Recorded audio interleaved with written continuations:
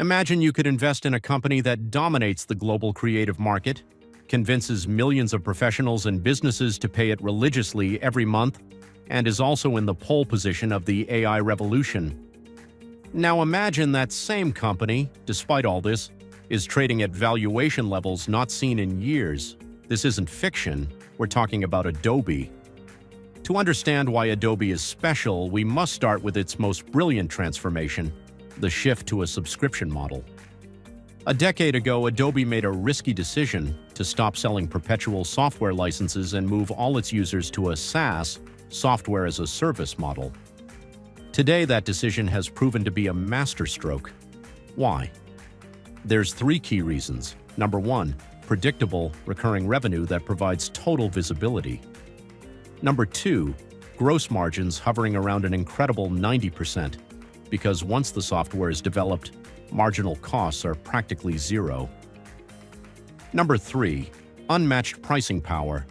After all, what professional designer would stop paying their $50 monthly fee for Photoshop when it's the core tool of their business? Many investors see AI as a threat to Adobe, but the reality is the opposite. Adobe isn't being disrupted, it's leading the disruption. With Firefly, its suite of generative AI tools, Adobe is doing what newcomers can't, integrating AI capabilities directly into the creative ecosystem that millions of professionals already use and love. Think about it.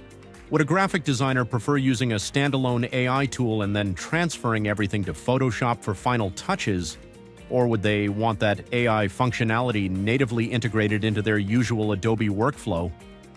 Exactly. This seamless integration is Adobe's true competitive moat, and this isn't just theory, the numbers prove it. In just 1 year since launch, Firefly has already generated over 6 billion images. But the real story is how this reinforces Adobe's business model. When we look at the fundamentals, Adobe is a case study in financial excellence. With steady revenue growth of 10–15% annually, operating margins around 35%, and a return on invested capital exceeding 25%, this is a value-generating machine. But the most fascinating metric is cash flow. Adobe generates so much cash that over the past 5 years it has repurchased 8% of its outstanding shares while still heavily investing in R&D. This is capital allocation at its finest. Yet, despite all this, the market is valuing Adobe as if it were a company in decline.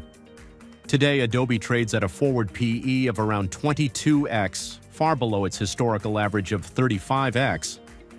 Why this disconnect? Two exaggerated concerns: fear that AI will disrupt its business, which we've already seen is unfounded. The perception that its growth is slowing, but here's the reality. Even if growth moderates to a solid 10% annually, with its margins and returns on capital, Adobe remains incredibly cheap, especially compared to other high-quality software companies trading at much higher multiples. In investing, the real opportunities arise when you can buy exceptional businesses at temporary moments of excessive pessimism. Adobe represents exactly that, a company with enduring competitive advantages, an enviable economic model, and a dominant position in the digital revolution, all available at a price that doesn't reflect its true potential. As always, the final decision is yours, but if you're looking for a high-quality asset to hold for the next few years, Adobe deserves a top spot on your radar. Do you agree? Let me know your thoughts in the comments. And if you want more deep dives like this, don't forget to subscribe. See you next time.